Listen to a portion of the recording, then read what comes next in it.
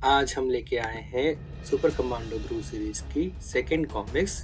पिछले सीरीज में आपने देखा था कि किस तरह सुपर कमांडो ध्रुव का जन्म हुआ था। सुपर कमांडो ध्रुव और उसके सर्कस पे कितने अत्याचार हुए थे, जिसकी वजह से सुपर कमांडो ध्रुव ने कसम खाई थी कि इस धरती से जुल्म का, अत्याचार का और अपराधियों का नामो निशान मिटा देगा। तो उसी कहानी को हम आगे बढ़ाते हैं। तो कहानी का नाम है रोमन हत्यारा। कहानी स्टार्ट होती है फ्लैशबैक में। बात बहुत पुरानी है, ईसा से 326 वर्ष पूर्व, यानी आज से 2314 वर्ष पहले की, जब सिकंदर और पोरस का प्रसिद्ध ऐतिहासिक युद्ध अपने चरम सीमा पर था। पोरण का रण कौशल सिकंदर की सेना पर भारी पड़ रहा था, क्योंकि पोरस ने इस युद्ध में हाथियों का उपयोग किया था और इस कारण यूनानी सैनिकों को पीछे हटना पड़ा था। तो दोस्तों, जो पोरस और सिकंदर का युद्ध हुआ था उसकी पृष्ठभूमि में ये कहानी लिखी गई है। वो बता रहे हैं कि किस तरह पोरस हाथियों का इस्तेमाल कर रहा था, जो सिकंदर पे भारी पड़ा था और उसकी सेना को पीछे हटना पड़ा था। इस युद्ध के दौरान एक खतरनाक साधन था, एक रहस्यमय रोमन सैनिक जिसमें असीम शक्ति थी। तो कहते हैं कि उसकी ताकत का स्रोत जो था उसकी टोप था। टोप यानी कवर, जो चेहरे पे लगाया जाता था युद्ध के दौरान पहले, उसमें इतनी शक्ति आती थी कि वो हाथियों को भी मार सकता था। हम सभी जानते हैं कि पोरस की जो हार थी वो हाथियों के भड़कने की वजह से हुई थी, और हाथी जब भड़के थे तो वो अपनी ही सेना को कुचलने लगे थे, और इन हाथियों के भड़कने का कारण था वो रहस्यमय सैनिक और उसका रहस्यमय टोप। ये कहानी एक व्यक्ति उसके 4 दोस्तों को सुना रहा था। अब वो बताता है कि जहां तक मेरा ख्याल है ये वही टोप है, यानी वो जो चमत्कारी टोप था इस व्यक्ति को मिल चुका था। तो ये व्यक्ति उन तीनों व्यक्तियों को बता रहा था कि ये जो चमत्कारी टोप है उसे अब म्यूजियम में रखेंगे, लेकिन बाकी लोगों का कुछ अलग ही प्लान चल रहा था। वो चाह रहे थे कि वो टोप वो चुरा लें और उसे बेच दें। तो कहानी स्टार्ट होती है जिसमें पूरे कुंदनपुर को हिला के रख दिया था, और तिवारी जी ने शुरुआत करी। उनको रोमन टोप मिला था और वो उसे उसकी सुरक्षा करने की जिम्मेदारी उन्हीं की थी, तो वो उसका अपना प्लान बना रहे थे। उन्हें पता था कि वो तीनों कुछ न कुछ प्लान बना रहे हैं, इस वजह से वो अपना जाल बिछा के रखते हैं ताकि कोई अगर उसे चुराने आता है तो पकड़ा जाए। रात में फिर तिवारी सोते हैं, उसमें से श्रीवास्तव बाबू जो है तिवारी जी के टेंट में आते हैं और टोप उठा के निकलने की कोशिश करते हैं, लेकिन कोई वो जा सके इसके पहले ही खान साहब पीछे से जो हाथ ला के बैठे हुए थे श्रीवास्तव जी के सर पे एक डंडा मारते हैं और वो वहां से उस टोप को ले जाके निकलने लगते हैं। खान साहब जैसे आगे बढ़ते हैं वो गिर जाते हैं गड्ढे में, जो कि गड्ढा बनाया हुआ था डिसूजा द्वारा। डिसूजा भी उस टोप को लूटने के फिराक में था। वो कहता है कि मुझे तुम वो टोप दो, नहीं तो मैं तुम्हें यहीं मरने के लिए छोड़ दूंगा। वो उसे टोप देता है और बाहर निकालने के बजाय वो सीधे डिसूजा भाग जाता है और खान साहब को अंदर ही छोड़ देता है। लेकिन डिसूजा जैसे ही भागता है, जो फंदा तिवारी जी ने बिछाया हुआ था उस फंदे में फंस जाता है, टोप नीचे छूट जाता है और डिसूजा पेड़ पे उल्टा लटक जाता है। तिवारी जी बाहर आते हैं और सभी को देखते हैं, समझ जाते हैं और उनको वहीं सड़ने के लिए छोड़ देते हैं और आगे निकल जाते हैं। अगले दिन ये खबर छपती है वहाँ के अखबारों में। उधर आईजी साहब के बंगले के लॉन में चल रही थी मीटिंग ध्रुव और उसकी टीम की, जिसमें वो बता रहा था कि पीटर मेसी को 1982 का राष्ट्रीय वीरता पुरस्कार मिला है, रेणु को 1983 के राष्ट्रीय वीरता पुरस्कार विजेता है और करीम शाह 81 का पुरस्कार विजेता है। अरे जब वो चौंक जाता है कि चौथा कौन आ गया, इसमें तो सिर्फ 3। तो वो थी श्वेता जो ध्रुव की छोटी बहन है, जिनमें आपस में मीठी सी लड़ाइयाँ भी हुआ करती थी, और श्वेता अपना चौथे नंबर पे नाम लिख देती है। खैर वो वहाँ से चली जाती है भैया को छिड़ा के, और ध्रुव लग जाता है अपनी टीम से मीटिंग के लिए। हाँ कमांडो पीटर, रेणु और करीम, तुम तीनों की ट्रेनिंग कल से शुरू होगी, अब तुम तीनों गेस्ट हाउस जाकर आराम करो। तो यहाँ पे ध्रुव जो है अपनी टीम बना रहा है। अभी ध्रुव अंदर जाता है, आईजी साहब से मिलता है। आईजी साहब पूछते हैं कैसे चल रही है बेटा तुम्हारी कमांडो फोर्स। तो ध्रुव कहता है मेरी नहीं आपकी पापा, आप सबकी इजाजत से ही, आपने ही तो इजाजत दिलवाई इन सबकी। वैसे कमांडो फोर्स अभी छोटी होने के बावजूद बिल्कुल मेरे मन लायक है। तीनों कैडेट ईमानदार, साहसी और अपराध के कट्टर विरोधी है। 6 महीने की इनकी ट्रेनिंग खत्म हो जाएगी और फिर मैं इनको अलग अलग शहरों में भेज दूंगा और राष्ट्रीय कमांडो फोर्स की स्थापना करूंगा और पुलिस की हेल्प करूंगा अपराध को खत्म करने में। ये सारी प्लानिंग चलती है। इधर कुंदनपुर के 3 अलग अलग हिस्सों में नफरत का सागर उफान पाल रहा था। सभी लोग गुस्से में थे। म्यूजियम डायरेक्टर तिवारी मैं तुझे देख लूंगा, और बाकी दोनों को भी श्रीवास्तव खान टांग न अड़ाते तो तिवारी कभी डायरेक्टर न बन पाता। तो तिवारी जी के दुश्मन जो है, जिन्होंने वो तोप लूटने की कोशिश की थी, वही आपस में अंदर ही अंदर अभी घुट रहे हैं। उसी रात जब घड़ी की सुइयां 1 बजने का इशारा कर रही थी, म्यूजियम में एक आदमी चोरी करने की फिराक में था। वो जाता है और तोप को चुरा ले जाता है। वहां पे आते हैं सैनिक उसे रोकने के लिए, या सिक्योरिटी गार्ड कहें, लेकिन रोमन हत्यारा या जो रोमन जो था वो टोप पहन के जो बन चुका था, वो आता है, उससे उसमें असीम शक्ति आ जाती है और वो उन सभी गार्ड्स को मारने लगता है। उन्हें उठा के फेंकता है, चीज़ें तोड़ता है, दरवाज़ा तोड़ता है। सभी सामने से एक कार आती है, उस कार को रुकने का इशारा देता है, लेकिन वो कार रुक नहीं पाती। फिर भी उसमें इतनी शक्ति होती है कि वो उस कार को अपने हाथों से रोक लेता है, और जब कार रुकती है तो ड्राइवर उछल के बाहर गिर पड़ता है। कार को लेता है, वो भाग जाता है। पुलिस की गाड़ियाँ उसका पीछा करने लगती है। इधर ये सारी न्यूज़ टीवी के माध्यम से ध्रुव तक भी पहुंचती है। रात होने लगती है। उधर एक बड़ी बिल्डिंग की 25 मंजिल के चारों तरफ अंधेरे का साम्राज्य था। वहाँ पे 2 लोग बात कर रहे हैं, कह रहे हैं मुझे तो हंसी आ रही, देश के सबसे बड़े म्यूजियम के डायरेक्टर तिवारी जी पत्ते की तरह काँप रहे हैं। वो कहते हैं तुम नहीं जानते जेकब, इस टॉप को पहनने से असीमित ताकत आ जाती है, और फिर उस रोमन सैनिक के लिए कोई काम असंभव नहीं रहता। वह शहर की सबसे ऊंची इमारत से हम आपको शहर के बाहर सैनिक छावनी में ले चलते हैं। तो सैनिक छावनी का ही सीन है। वहाँ पे सैनिक अपना काम कर रहे हैं, मुस्तैदी से तैनात हैं। तभी वो रोमन हत्यारा आता है और एक पहरेदार को पकड़ के उसे मार देता है। दूसरी तरफ वो एक प्लेन पे कब्जा करता है, उसे हाईजैक करता है, उसे उड़ा ले जाता है। फिर उसी बिल्डिंग की तरफ चलते हैं। वहाँ पे वो व्यक्ति बड़ा परेशान है। वो कह रहा है कि वो रोमन जो हत्यारा है, जो टोप पहन के बना है, वो मुझे मारने के लिए बना हुआ है, वो जरूर मुझे मारने आएगा। सभी लोग उसकी सुरक्षा की व्यवस्था करते हैं। इस आदमी का नाम है चैपल। तो उसका डर सही निकला। वो जो प्लेन जो चुराया गया था, जो हाईजैक किया गया था, वो आता है उसी बिल्डिंग की तरफ, और उस बिल्डिंग की तरफ आने पे सभी को खतरे का अलर्ट होता है। वो उस पर गोलियां चलाना स्टार्ट करते हैं, लेकिन जो लड़ाकू विमान था वो भी अपनी बंदूकों का मुंह उस बिल्डिंग की तरफ खोल देता है। तोप भी चलाता है, और उस तोप को चलाने में, बंदूक को चलाने में सारे लोग वहाँ पे जो थे वो मारे जाते हैं। इसमें तिवारी जी भी जो वहाँ पे थे, जो जैकब के दोस्त थे, वो भी उसमें मारे जाते हैं। जैसे ये काम खत्म होता है, रोमन हत्यारा उस प्लेन को ले जाता है पानी की तरफ, और पानी में उस प्लेन को डुबा देता है और खुद उस प्लेन से निकल आता है सकुशल। यानी वो आया था तिवारी और जैकब को मारने के लिए ही। पानी के अंदर से वो थोड़ी देर रहता है। जब फाइटर प्लेन जो उसका फॉलो कर रहे होते हैं, जो उसे मारने के लिए आते हैं, वो जब चले जाते हैं, बाहर पानी से आता है। अगले दिन आईजी साहब और मिस्टर डिसूजा जो है वो बात कर रहे होते हैं।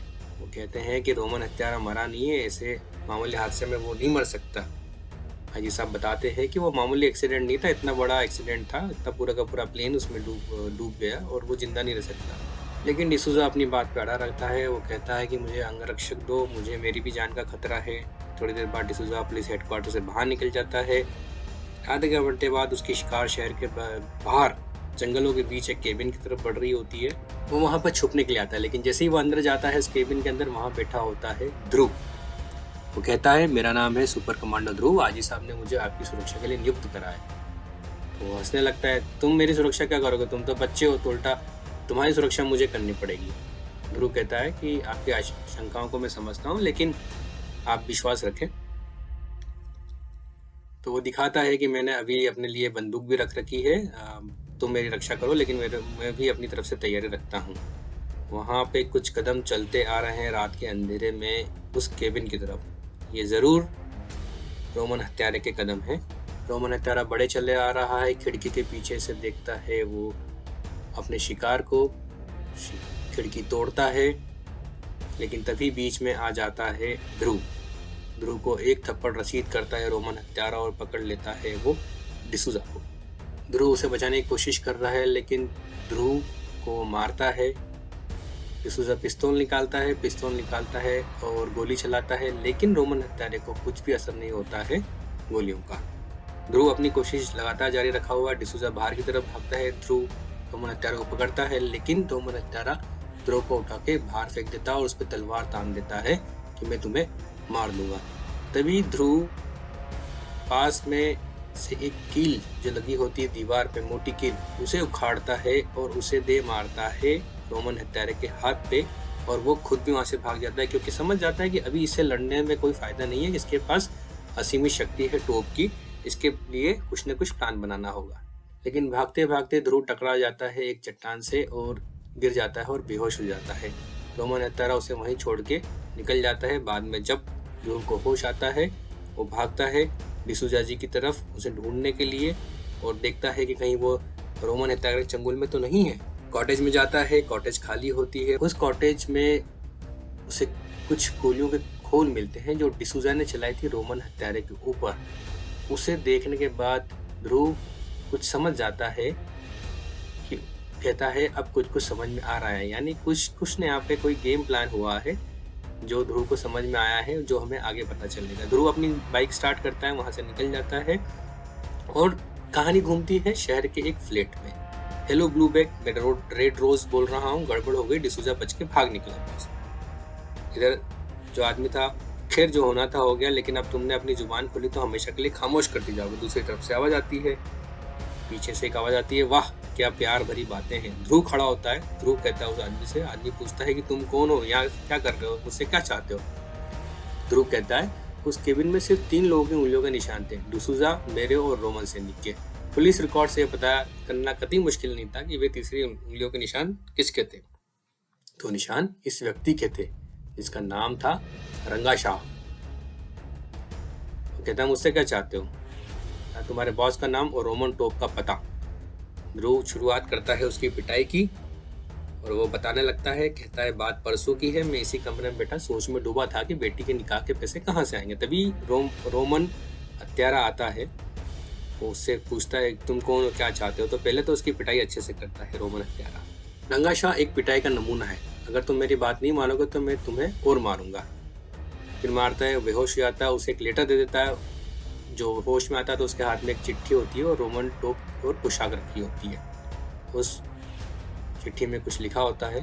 फिर ध्रुव कहता है समझा, लेकिन फिर डिसूजा का क्या हुआ। वो पूरा प्लान फेल हो गया। तुम्हारे बेहोश हो जाने के बाद मैंने डिसूजा को बहुत ढूंढा पर वो मुझे मिला ही नहीं। तब मैंने सोचा कि क्यों ना मैं ही इस जादुई पोशाक को लेकर उड़नछू हो सकूं, पर मैं यह नहीं जानता था कि वह शैतान मुझ पर नजर रखे हुए। इसी में आगे बढ़ा, उसने मेरे सर पे पीछे से एक डंडा मारा और मैं खुद बेहोश हो गया था। तो मुझे इसके आगे कुछ पता नहीं है। उसी वक्त श्रीवास्तव बाबू के घर पे, हेलो खान, कहाँ से बोल रहे हो। मैं पर्ल हार्बर पे समुद्र में खड़ी एक मोटर बोट से बोल रहा हूँ, तुम तुरंत यहाँ पे आ जाओ, मुझे रोमन टोप के विषय में तुमसे बात करनी है। अभी आता हूँ प्यारे खान, अभी आता हूँ। ध्रुव अपनी मोटरसाइकिल पर पूरे शहर में डिसूजा को ढूंढ रहा है। पर्ल हार्बर की तरफ कार बढ़ रही है, वहाँ पे श्रीवास्तव का इंतजार कर रहे हैं और वो उसको मारने की फिराक में है। लेकिन तभी उसके पीछे से पानी के अंदर से रोमन टोप पहने वो व्यक्ति निकलता है। खान उस पे बंदूक तान देता है, कहता है श्रीवास्तव तुम अभी नहीं बचोगे, लेकिन वो जोर जोर से हंसता है और वहाँ पे उसे जोर से मारने की कोशिश करता है। खान गिर जाता है, पहले माफ़ी मांगता है कि श्रीवास्तव मुझे माफ़ कर दो, मैं तो मजाक कर रहा था। लेकिन रोमन हत्यारे सब कुछ अनसुना करके खान को उल्टा टांग देता है पानी में और उसे मार देता है और उसकी लाश को समुद्र में फेंक देता है और मोटर बोट लेके आगे बढ़ जाता है। उसी वक्त श्रीवास्तव बाबू के घर में, श्रीवास्तव बाबू के पास कोई फ़ोन आया था साहब, उसी टाइम वो चले गए। ध्रुव आया था पूछताछ करने के लिए, ध्रुव भी निकल पड़ता है। ध्रुव पर्ल हार्बर जाके पहुँचता है, वहाँ पे देखता है कि श्रीवास्तव बाबू की कार है। तभी पीछे से चिल्लाते हुए डिसूजा साहब आते हैं, कहते हैं मैं तो आपको ढूंढ कर थक गया, थैंक गॉड कि तुम जिंदा हो, और मैं समझ रहा था कि रोमन सैनिक ने तुमको भी मार दिया। वो बताता है कि मैंने अभी श्रीवास्तव के घर फोन किया था, पता चला कि वो यहाँ आया है, बस मैं तुरंत यहाँ चला आया। परंतु मोटर बोट में घुसते ही दोनों बहुत चक्के हो गए। मोटर बोट में जब जाते हैं तो वहाँ पे खान साहब की लाश पड़ी होती है। खान साहब मर चुका होता है, लेकिन दूसरी तरफ श्रीवास्तव रोमन हत्यारा है। मैं तो यह सोच भी नहीं सकता था, मेरा शक तो खान पे था। उस कमीने में तेरा खेल खत्म कर दूंगा। यहाँ पे श्रीवास्तव को भी बेहोश करके यहाँ पे डाल दिया जाता है रोमन हत्यारे के कपड़े और टोप पहना के। तो ये लग रहा है कि किसी ने फंसाने के लिए श्रीवास्तव को ये प्लान बनाया है। तभी ध्रुव कहता है नहीं डिसूजा, आप रुक जाओ, अब तो खेल शुरू हुआ है। ध्रुव कहता है मतलब हर चीज शीशे की तरह साफ हो चुकी है डिसूजा साहब, उफ रोमन सैनिक, तो क्या बक रहे हो तुम। ध्रुव समझाता है मुझको तुम पर उसी समय शक हो गया था जब मैंने तुम्हारे कॉटेज में वापस जाकर वे चली हुई गोलियां देखी जो तुमने रोमन हत्यारे पर चलाई थी। वो गोलियां नकली थी। उसके बाद तुम श्रीवास्तव बाबू के और खान साहब के हाथ में रहे। किसी प्रकार तुमको यह पता चला कि खान साहब ने श्रीवास्तव बाबू को बुलाया है, तो तुम यहाँ पहले आधम के खान का कत्ल किया और फिर अपनी पोशाक उनको पहना दी और बाहर जाकर मेरा इंतजार करने लगे। डिसूजा कहता है क्या सबूत है इसका। यह रोमन टोप, मैं शर्त लगा सकता हूँ कि अगर उस जगह पर तुम्हारी उंगलियों के निशान है तो अगर तुम निर्दोष होते तो रोमन टोप पर वे निशान कभी ना होते। अपने चालाक हो तो सब अपनी मौत से बचो। डिसूजा ध्रुव को पीटने लगता है। ध्रुव केबिन के अंदर गिर जाता है। ध्रुव को डिसूजा बंद कर देता है, लेकिन ध्रुव को सिर्फ 2 मिनट लगते हैं उसे तोड़ने में। लेकिन तब तक डिसूजा टोप और पोशाक पहन के तैयार हो जाता है असीमित शक्तियों के साथ में। ध्रुव भी तैयार था। ध्रुव उससे बचते हुए उसे मारने की कोशिश कर रहा था। ध्रुव जोरदार एक पंच लगाता है। डिसूजा बाहर डेक पे गिर जाता है। तो इस तरह लड़ाई चलती जाती है और डिसूजा ध्रुव पे हावी होने लगता है। तभी ध्रुव अपने दोस्त समुद्री चिड़िया से मदद के लिए कहता है और समुद्री चिड़ियाएं आके पीछे से डिसूजा पर हमला करती है। उनसे बचने के लिए डिसूजा इधर उधर हाथ पैर मारता है। तभी ध्रुव के हाथ लगती चेन। ध्रुव चेन फेंकता है डिसूजा के ऊपर, लेकिन डिसूजा ने पहन रखी थी पोशाक, तो असीमित शक्ति के साथ में वो लोहे की चेन को भी तोड़ देता है और ध्रुव का गला पकड़ के उसे टांग देता है और मारने लगता है। लेकिन तभी ध्रुव के दिमाग में आइडिया आता है और वो टोप को निकाल लेता है डिसूजा के ऊपर से। तो डिसूजा बन जाता है एक नॉर्मल आदमी और नॉर्मल आदमी का टिकना ध्रुव के सामने बिल्कुल भी असंभव है। ध्रुव पीट पीट के डिसूजा का भूत बना देता है और आखिरी में डिसूजा बेहोश होके अपनी हार मान लेता है। ध्रुव उस टोप को लेके जाता है अपने पिताजी के पास में, आईजी साहब के पास में, और जाके दिखाता है कि पिताजी ये कोई जादू वादू नहीं है। इस टोप के अंदरूनी हिस्से में छोटी सुइयां हैं। इन सुइयों में प्राचीन जड़ी बूटी का लेप लगा है। जैसे ये दिमाग में जाती है शरीर को असीमित ऊर्जा प्रदान करती है कुछ देर के लिए। तो कोई जादू नहीं है, ये सिंपल सा एक साइंस है। अगर इस जड़ी बूटियों को आप साफ कर दें तो एक साधारण टोप बन के रह जाएगा। ये सारा समझाने के बाद में सुपर कमांडो ध्रुव निकल पड़ता है अपने अगले काम की तरफ, जो कि है सी कमांडो फोर्स की ट्रेनिंग शुरू करना। पिताजी देते हैं उसे बेस्ट ऑफ लक और ध्रुव निकल पड़ता है। तो दोस्तों उम्मीद है आज की कहानी भी आपको पसंद आई होगी। Please like, subscribe, share. Thank you.